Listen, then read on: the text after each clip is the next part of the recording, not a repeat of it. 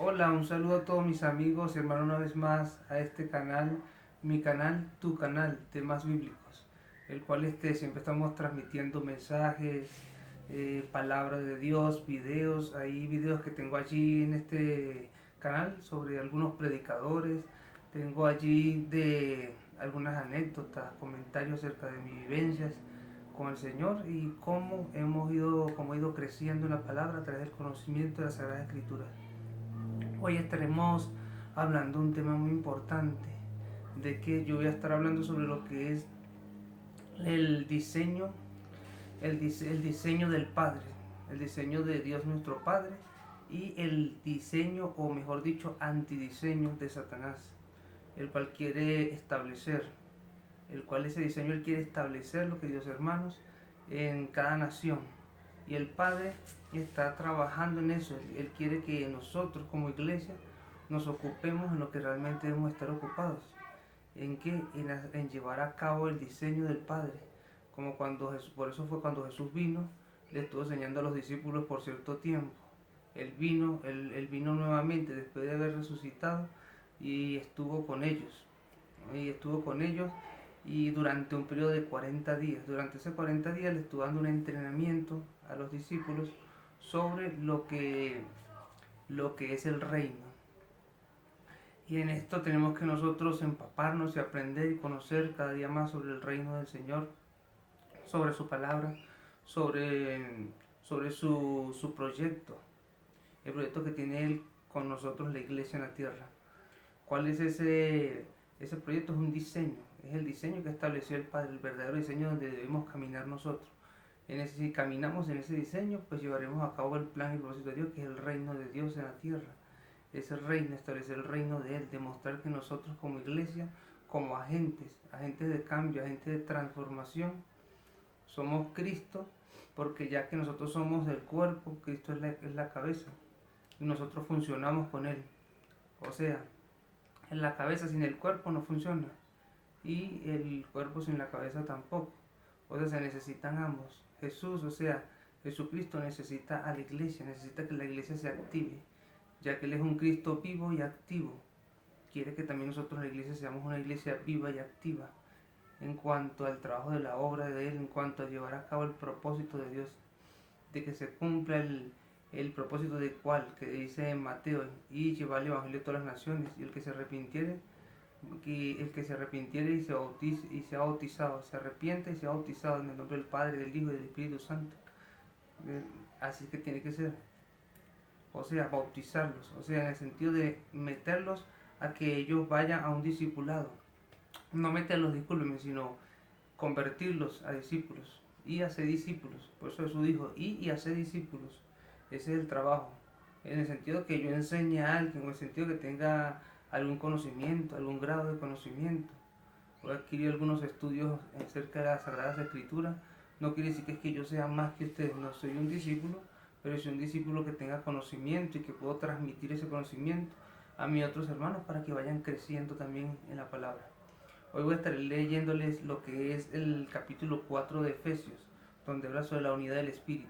Y una vez que esté leyendo que haya culminado de leer este texto, le estaré dando una breve explicación, una reflexión de nosotros como iglesia, cuál es nuestro trabajo y qué es lo que tenemos que hacer y qué es lo que está pasando en este momento, que estamos viviendo ese proceso de que muchas iglesias están cerradas, algunas ya están en pro de ser abiertas, pero hay otras que aún no.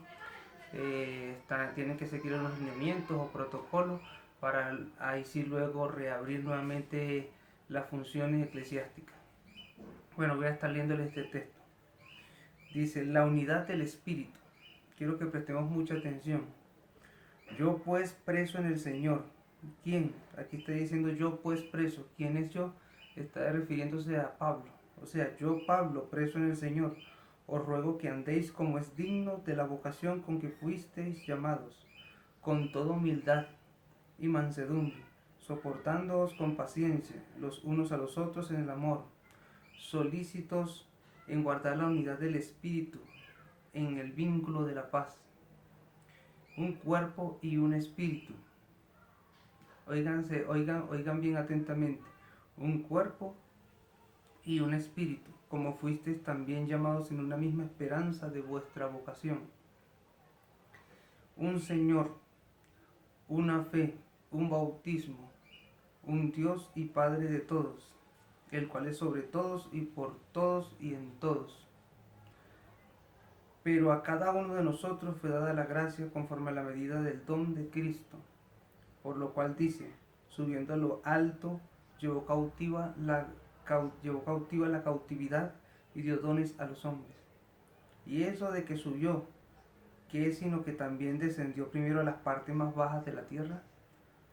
El que descendió es el mismo que también subió por encima de todos los cielos, para llenarlo todo. Y él mismo constituyó a unos apóstoles, a otros profetas, a otros evangelistas, a otros pastores y a otros maestros. ¿A fin de qué?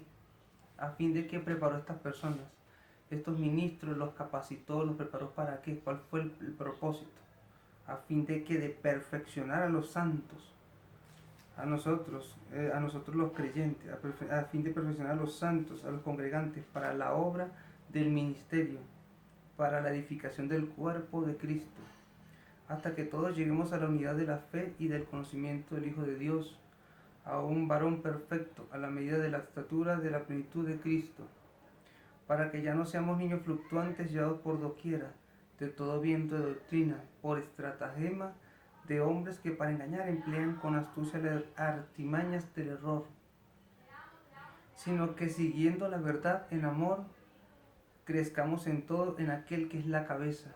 Óiganse bien lo que le estoy diciendo en un comienzo, para que siguiendo la verdad en el amor, crezcamos en todo en aquel que es la cabeza, o sea, en aquel que es la cabeza, que es Cristo.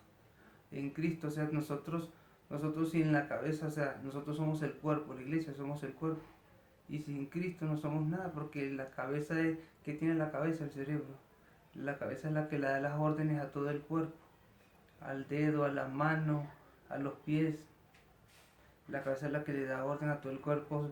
Si voy allá, primero el cerebro activa, si voy allá. O sea, Cristo es el centro, es nuestro líder, es nuestro máximo líder. Él es nuestra guía, nuestra dirección. Y nosotros tenemos que estar unidos al cuerpo, unidos a la cabeza que es Cristo, como cuerpo, si no estamos mal. Ya que dice, de quien todo el cuerpo bien concertado y unido entre sí, como le estaba explicando en este momento, de quien todo el cuerpo bien concertado y unido entre sí por todas las coyunturas, que se ayudan mutuamente según la actividad propia de cada miembro, recibe su crecimiento para ir edificándose en amor. O sea, es en amor. El amor es una clave fundamental y principal en esto. En este último tiempo del gran avivamiento que está por venir en las naciones, porque va a venir un gran avivamiento, el Señor va a traer un gran avivamiento, y este gran avivamiento en sí, ¿qué va a pasar?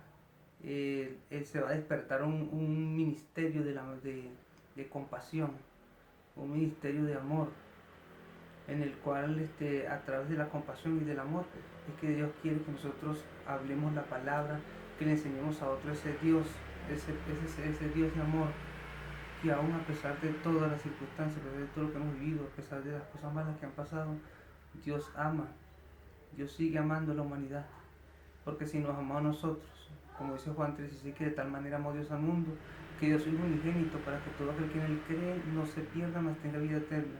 Fíjese que dice el texto, para que en él cree, en término presente, en ahora, en este tiempo, en este momento. Porque si dijera para que todo aquel que en él crea, estaría hablando en tiempo futuro.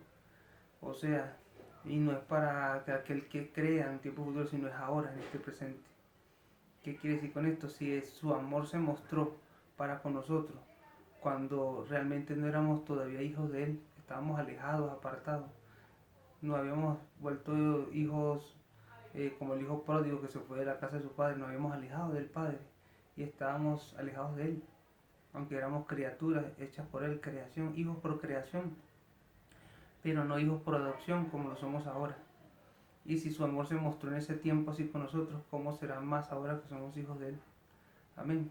Entonces él aún sigue amando a la humanidad, Y Él quiere, lo que va a hacer en este último tiempo, a través de este gran avivamiento que vendrá, es que va a actuar a través de ese ministerio del amor, de la compasión, para que se despierte, en cada uno de nosotros, de la iglesia, esa manera, esa pasión, ese deseo por las almas, de querer salvar las almas, de ganarlas, de sentir de que es nuestro trabajo, de que eso forma parte de nosotros, de que ese fue el ministerio que Dios nos encomendó, nos dio el ministerio de la reconciliación. ¿Cuál es el ministerio de la reconciliación? De reconciliar al mundo con Dios, traer a la humanidad a Dios. Ese es nuestro trabajo como iglesia y nos estamos olvidando, nos estamos alejando. ¿Por qué motivo nos estamos alejando? Porque nos hemos dividido, nos hemos fraccionado, o mejor dicho, nos hemos desfragmentado en diferentes, nos hemos desfragmentado en diferentes congregaciones o concilios. No, tú eres del concilio tal, yo soy del concilio tal, tú no tienes nada que ver acá, ni yo tampoco tengo que ver con lo tuyo. Entonces no comulgamos entre sí y nos hemos dividido. ¿Y cuál es el lema de Satanás? Dios lo reprende en este momento, queridos hermanos. Divide, divide y vencerás. Y el lema de nosotros como cristianos, ¿cuál es? El que nos ha mostrado el Señor ahí. ¿Cuál es el lema de nosotros? La unidad. Siempre cuando estábamos pequeños decíamos, nos uníamos los niños, nosotros los muchachos, y decíamos, poníamos nuestras manos una arriba de otra y decíamos, unidos jamás seremos vencidos. Y ese era un lema que teníamos, me recuerdo. Y es verdad, ahora que vi ese pasaje me acordé de eso y dije, wow, verdaderamente, que somos niños, pero niños fluctuantes, llevados por todo viento de doctrina, como dice allí en Efesios que acabamos de leer. ¿Por qué? Porque nos metieron un conocimiento cuando pequeños. En la iglesia crecimos y crecimos y crecimos, pero no nos enseñaron cómo luchar. No nos enseñaron, nos decían sí, luchen, ayunen o entren en santidad, hagan esto, hagan lo otro, pero no decían cómo hacerlo. Ese es el problema. O sea, luchen como iglesia, vamos a batallar iglesia, vamos a hacer esto, vamos a hacer guerra, pero no nos dieron los lineamientos, no nos dieron el conocimiento, no nos dieron mucho menos ni la teoría y tampoco la práctica. Entonces, ¿qué resultados vamos a tener como iglesia? Es una iglesia flaca, una iglesia raquítica, una iglesia desnutrida. Entonces, imagínate. Y el enemigo entonces se aprovecha de esa situación porque una iglesia toda flaca, desnutrida, raquítica, una persona débil, sin alimentarse bien, sin tener los alimentos apropiados y tener fuerza, energía en su cuerpo, peleando, vamos a suponer que vaya a un ring de boxeo, peleando desde ese punto, no estoy hablando de peleas ni nada de esto, ni tampoco patrocino esas cosas, simplemente digo, queridos hermanos, para dar un ejemplo, como en el ring de boxeo cuando suben un contrincante y el otro, y un contrincante, por eso suben uno que sean el mismo peso, para que no haya trampa, para que no exista diferencia. En cambio, si sube al ring de boxeo un joven raquítico, flaquito, desnutrido, sin fuerza, sin energía, débil, por supuesto que el otro contrincante que esté en una condición física muy bien, favorable, definitivo que lo va a derribar. Así está pasando con la iglesia se ha desfragmentado, se ha debilitado y por los momentos no está preparada, no estamos capacitados como iglesia, mejor dicho, para enfrentar esta situación, enfrentar al enemigo que si no lo conocemos, esa es otra de las situaciones, si no conocemos al enemigo con quien nos estamos enfrentando, vamos a sufrir las más terribles consecuencias. Porque hay que conocer al enemigo, esa es otra cosa, tenemos que conocerlo, saber cuál es su forma de atacar, la forma en que él utiliza sus artimañas, sus estrategias, estratagemas, cuál es el panorama que tiene trazado, cuáles son sus puntos de ataque. Si no conocemos, vamos a caer fácilmente, vamos a ser derribados. Y eso es lo que Dios está queriendo llamar a la iglesia. Iglesia, dejen de estar divididos. Mi llamado es ese, a que debemos de estar divididos. Y todo esto que venía hablando es porque lo voy a llevar a cabo a lo que vengo a desarrollar. De que no podemos estar divididos. ¿Por qué no podemos estar divididos? Porque si nosotros nos dividimos, entonces el enemigo va a ganar terreno sobre nosotros, iglesia. Y ahí estaremos entonces totalmente estaremos a la merced del enemigo y de su plan satánico, de su antidiseño. que es lo que vengo a hablar en este momento. De eso se titula esta enseñanza, el del antidiseño, del diseño o antidiseño de Satanás y el diseño del Padre. El Padre nos entregó un diseño, el diseño del cual debemos manejarnos. El diseño son los lineamientos de Él, las Escrituras, como Él nos dice que debemos manejarnos, como Él dice que debemos caminar. Si seguimos y planteamos ese diseño y lo llevamos, por eso que debe haber un cambio en nuestra nación, como yo soy de la nación de Venezuela y muchos también son de Colombia, donde me encuentro en este momento. Y a muchos de acá les digo, no, tienen que levantarse y unirse como iglesia, no podemos seguir divididos, porque una de las cosas que pasó en mi nación es que nosotros como iglesia, los concilios, se dividieron por andar en peleas, en cosas, en tonterías, en bobadas. Nos dividimos, ¿no? Porque tú eres de los bautistas, ¿no? Yo soy de los adventistas, ¿no? Yo soy de la Iglesia Universal, de la Iglesia Unida, de la Iglesia Unida Pentecostal. Otros no, yo soy de la Iglesia Libre Cuadrangular. Y entonces no comulgan entre sí porque no tienen diferencias entre ellos, doctrinas. Y los pastores han tomado dogmas y las han establecido como doctrinas. Y eso no son doctrinas, son dogmas de hombres, cuando realmente Dios no ha mandado eso. Y entonces, ¿qué pasa? No estamos caminando a la luz de la verdad, sino estamos caminando en medias verdades. Y cuando caminamos en medias verdades, no tenemos el respaldo, no tenemos la capacidad, no tenemos el conocimiento, la destreza, ni estamos bien armados para poder batallar contra el enemigo. Entonces, ¿qué está pasando? Si nosotros como iglesia seguimos así, el diseño de Satanás va a empezar a cobrar terreno y no es lo correcto. Yo sé que hay un gran avivamiento sobre Latinoamérica y el mundo entero, y el epicentro de este avivamiento se va a ver, la cuna, mejor dicho, el epicentro o la cuna de este avivamiento va a iniciarse en Venezuela. Venezuela es un país que está atravesando una situación muy difícil en estos momentos, dolorosos. La situación que se está viendo es fuerte, está en una condición muy deplorable la nación, hablando no en términos políticos, sino hablando en términos espirituales también, porque cuando una nación está mal espiritualmente y el gobernante que tiene en sí está haciendo lo malo y realmente en vez de servir a Dios está sirviendo a Satanás, el declive es definitivo. Y si tenemos un gobernante corrupto, tenemos un gobernante errado, un gobernante dañado, asimismo será también la nación, asimismo va a ser también los que son gobernados, porque eso parte de esos lineamientos. Por eso Dios en estos últimos tiempos se ha provisto de un David, de un hombre que Dios va a subir a la palestra pública, un hombre que va a ser apoyado por el pueblo, pero por el pueblo cristiano, por el pueblo del Israel del Sur, ya que allí se va a levantar un estandarte. Ya Venezuela llega un momento en que si se sigue trabajando en ese proyecto de la teocracia, entonces ya no habrá un gobierno democrático ni comunista, sino teocrático. Es Dios gobernando a través de un hombre, gobernando a través de ese hombre que Él va a establecer en ese lugar. Pero en realidad Él va a estar allí en representación de la nación, pero en representación de Dios más que todo, porque es Dios gobernando a través de Él. Pero para que se lleve a cabo eso tenemos que trabajar iglesia, tenemos que dejar la división, debemos dejar de dividirnos por concilios, por doctrinas y por tonterías, porque estamos perdiendo terreno. Y está ganando terreno Satanás en el antidiseño que no es del Padre. Ese antidiseño es un proyecto que se está levantando donde el gobierno, tanto de otras naciones como Estados Unidos, que hacen ese gobierno, le dan derecho legal para que los homosexuales se casen, que está la familia, se dé una descomposición de la familia realmente como es.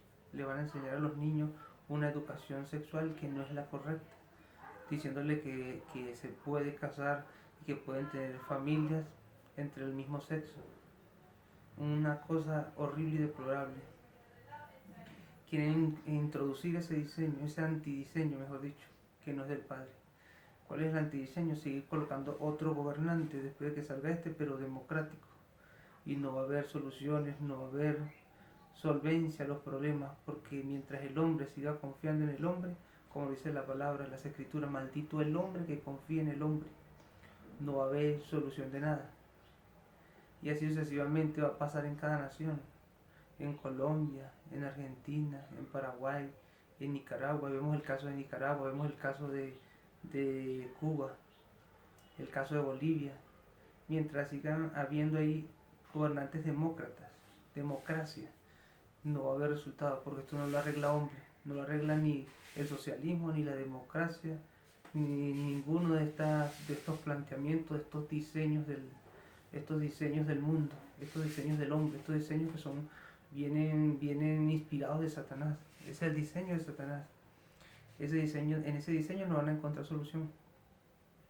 Es porque eso es un antidiseño que no tiene nada que ver con el diseño del Padre.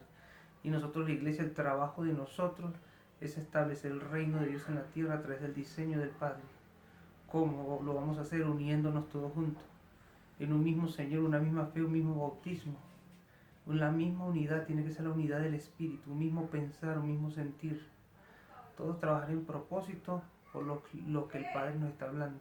Y para que nosotros nos podamos mover en ese diseño del Padre, el diseño real, nosotros tenemos que estar unidos como iglesia, todos unidos para oír la voz de Dios y su lineamiento, y en un mismo sentir y un mismo espíritu, para saber qué es lo que el Padre habló. Y entonces yo le comento a mi otro hermano, le comento a otro, la iglesia y otra iglesia se comunican entre sí, los profetas, maestros, evangelistas, pastores, todos vamos a estar en conjunto compartiendo esa misma visión, ese mismo propósito o ese mismo lineamiento para llevar a cabo el diseño del Padre. Y entonces así sí podemos, así es como Dios obra en la nación, y va a restaurar la nación y levantar la iglesia para que muchos más sean salvos. Porque viendo el cambio y la transformación en una nación, en cualquier nación, no estoy especificando que sea mi nación simplemente, en cualquier nación, otras naciones van a querer buscar al Dios que hay en esa nación. Dicen, yo quiero seguir al Dios que siguen ustedes porque he visto grandes cambios, he visto una transformación. ¿Y a qué se debe esa transformación? ¿A qué se debe ese cambio? ¿Qué fue lo que pasó allí? Y entonces la iglesia es la que la iglesia es la que toma la vanguardia, es la iglesia la protagonista. Nosotros, la iglesia, vamos a ser los protagonistas. Entonces le vamos a decir qué es lo que tienen que hacer. Le vamos a mostrar el diseño de nosotros, el diseño que el Padre nos entregó a nosotros, para decirles, estamos trabajando con este diseño, y con este diseño del Padre, del Dios que nosotros servimos, el Todopoderoso, el Eterno, el Gran Yo Soy. Con este diseño logramos el avance, el crecimiento, el desarrollo y la prosperidad de nuestra nación. Y entonces ellos dicen que entonces vendrán. Por eso dice allí en Isaías, dice que vendrán de los montes, vendrán de muchos lugares, muchas naciones a conocer a ese Dios de esa nación, al Dios que le sirve a esta gente que están teniendo resultados, y es la iglesia de Jesucristo, la cual realmente se unió y trabajó en conjunto para llevar a cabo el plan y propósito de Dios, porque tiene que ocurrir esto, y a partir de ello comienza entonces un gran avivamiento, y es la última cosecha que tenemos y tenemos que aprovechar la iglesia. Es la última cosecha de almas, y es nuestro trabajo hacer eso, el cual nosotros vamos a tener la participación y el protagonismo en estos últimos días. Por eso tenemos que despertarnos de ese letargo espiritual que nos encontramos. Tenemos que, el llamado que yo les hago, y también a mi persona y a todos ustedes, a todos nosotros, es que nos despertemos y dejemos de estar en tonterías, peleando por doctrinas, por bobadas, por cosas que no llevan a nada, y que nos unamos en realidad. Bueno, un fuerte abrazo a todos, se les quiere mucho.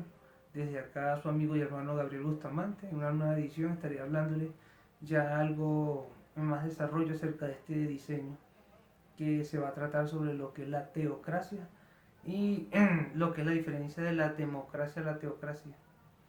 ¿Cuál es la diferencia de la democracia de la democracia a la teocracia? ¿Cuál es la diferencia entre ambas? Porque la democracia es un gobierno del pueblo, es un gobierno que es elegido por el mismo pueblo, y el cual lo dirige un hombre que ellos eligieron. Entonces es por el hombre, por el mundo. y un diseño del mismo Satanás que le inspiró a los hombres. Pero en cambio la teocracia, teocracia es el gobierno de Dios en la tierra.